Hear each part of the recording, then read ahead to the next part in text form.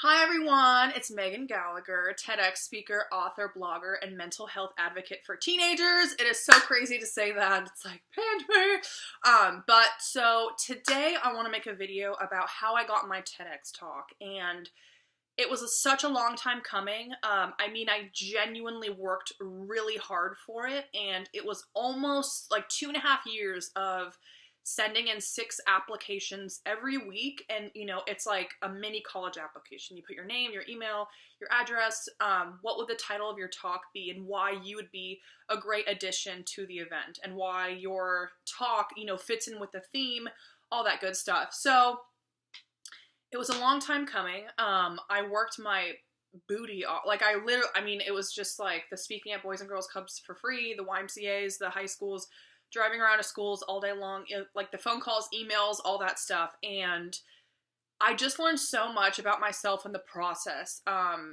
If something means a lot to you and it's just coming from a good place and you are really passionate about it, then stick to it. And I think people get frustrated, like they have a goal, but then the road to it can feel different than what you had in mind or what you thought, or it's just the outcome is different. But I really believe in just trusting the universe and just trusting in divine timing. And it can sound cheesy, but it's really true. Like whether it's about a relationship, a job promotion, moving to a new place, finding, the love of your life or that ideal friend group, it's like, trust the timing of your life. So for me, my Tedx journey and to that stage, it's because I have a genuine story. I have personal experience with it. Like growing up, I had awful anxiety. It really took a toll on my life as a teenager, and it affected every area of my life. It really taught me a lot, and it taught me a lot about, pushing past any negative thoughts, and you're stronger than you think. And it was a hard time in my life. It really was, but it taught me a lot about just myself and, how you do in life is up to you. And if you want to feel better, then you have to put in the work. So, I have a genuine story. I had personal experience with anxiety.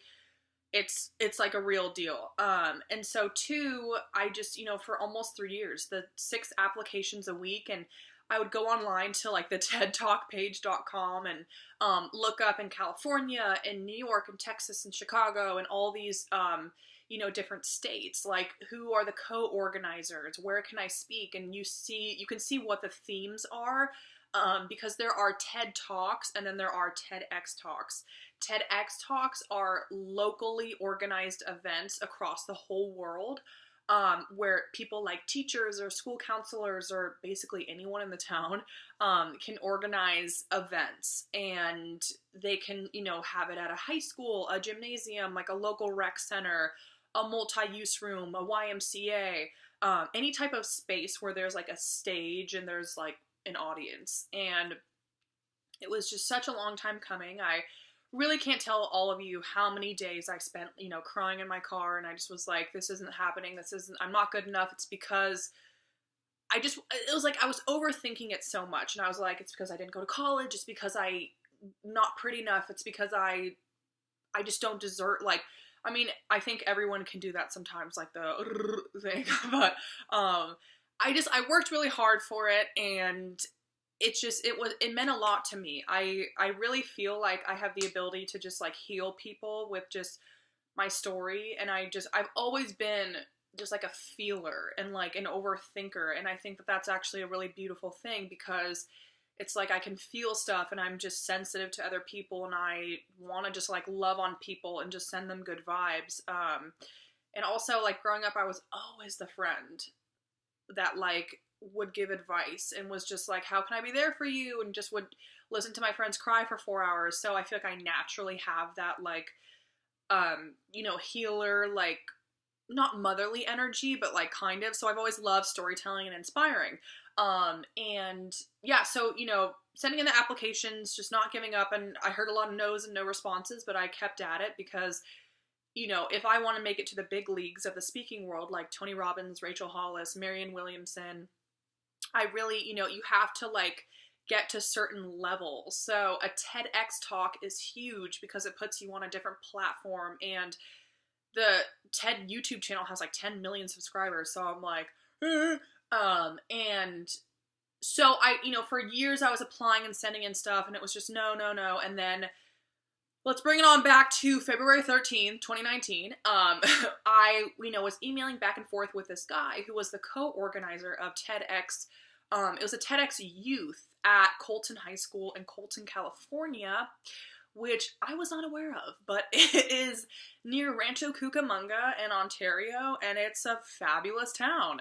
I mean, the people there are actually really genuine, and the speakers were super cool. And so I was emailing back and forth with him, and it was just, he was like, okay, blah, blah, blah. And then for like 3 days, I heard a no response, and I'm like, I just felt like it was just so frustrating. Like, you feel like you're so close, and you're just like, oh my God. And then you're like, come on.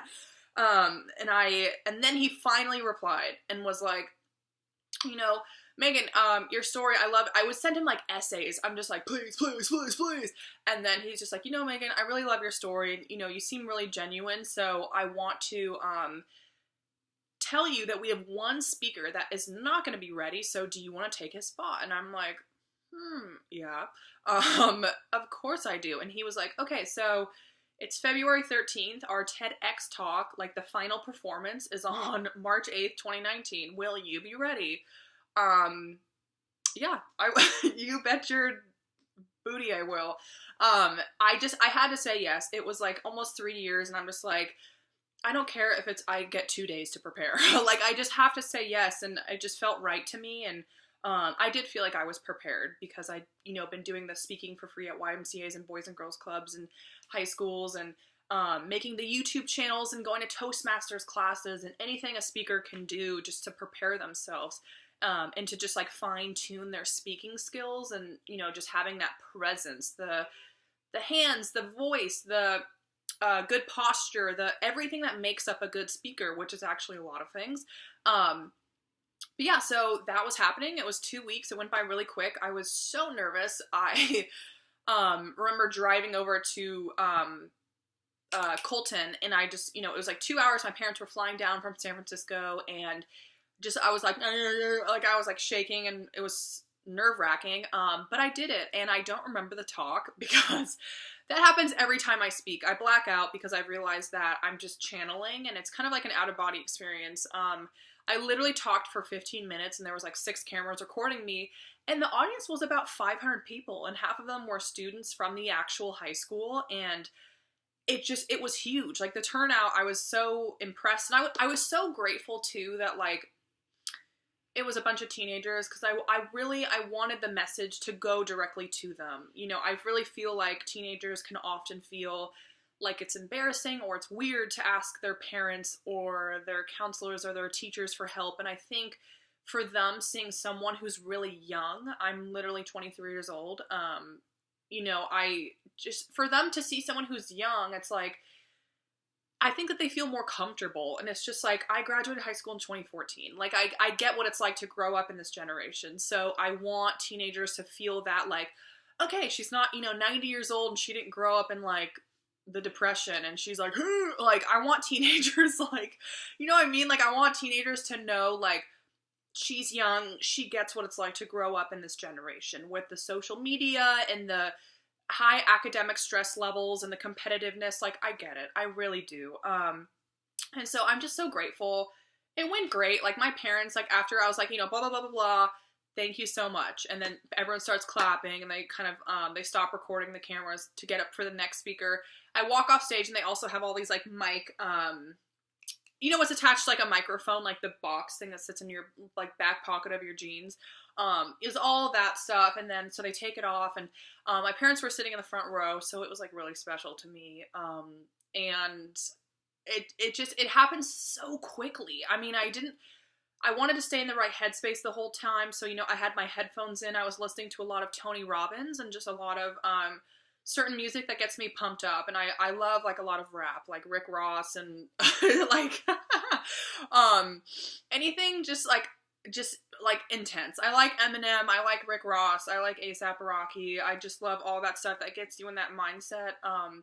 And yeah, it's just, it happened so fast. My parents, just to see their face after I got off the stage, it was like, they literally were just like, like, they're like, Megan, you literally crushed it. And my mom and my dad wanted to sit in front row because, you know, they wanted to make sure that I did a really great job. So basically throughout my talk, I was, you know, you look around and you have the right hand gestures, and you pause and you look, and my mom was going to do like little hand signals, kind of like to tell me if I was going too fast or too slow. She was going to be like, or like, or like, kind of thing. So it was a good, such a great day. I still feel like I'm living a dream, and I just want to say to all of you, whatever means a lot to you, just do it. You know, it doesn't matter what age you are or where you come from. Just don't think of like the excuses and I don't have this, I don't have that, I don't have that, I don't have that. But just focus on like what you do have and the resources. And, you know, do you know a family friend who's done one? It's just, I feel like in 2019, yes, social media is just, it's crazy and it can feel really overwhelming. It can make you feel alone, and it does have negative effects. And I certainly, you know, I run my business basically through Instagram, but I understand that like it totally can mess with you. And I've certainly had my moments of going down a black hole and I am like, oh my God, it's been 3 hours. Like, whoa.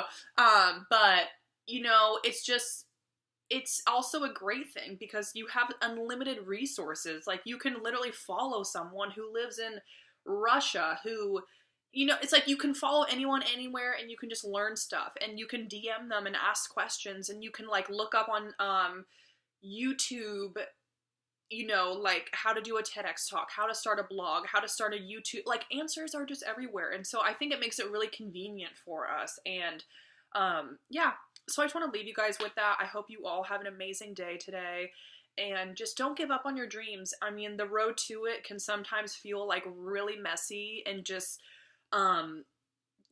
not worth it. And you just feel like not a failure, but you can just feel like you're just not where you should be. And, you know, I did 1 year of community college. Like, I don't have a fancy degree. I don't have, like, any of that. But same with Tony Robbins. Same with a lot of the big greats. Like, he did not go to college. He was a high school janitor. Like, he grew up in a really rough environment. Like, a lot of people, you know, the big greats, they use every, like, adversity and every challenge as a moment to rise up again. And they use it as motivation. So I just want to spread love to you all wherever you are, of just, you know, don't give up and just believe in yourself. And I just still can't believe I did it. It's been like, I really genuinely struggled with anxiety in high school. It was an awful time for me. And, you know, I had a great friend group. I had all that stuff, but it's just, I really struggled internally, and I really became the person that I wished was there when I was in high school. And I really, like, I mean it from the bottom of my heart. Like, I don't want any teenager to feel like alone or stuck, or like they're not good enough, or that they don't like academics, but they don't know how, like, what other way can I do what I love, or how can I start, you know, my passions or feed into that. But you know, it's like, I did it. I did 1 year of community college. I had a huge health scare, which was also extremely hard for me. And I overcame all of that. And it was this huge, like, life awakening moment where I started my own business by myself, and I literally built it from the ground up. So I hope you guys have an amazing day. Stay inspired, stay happy, stay joyful. Life is so great. And I'll see you guys later. Bye.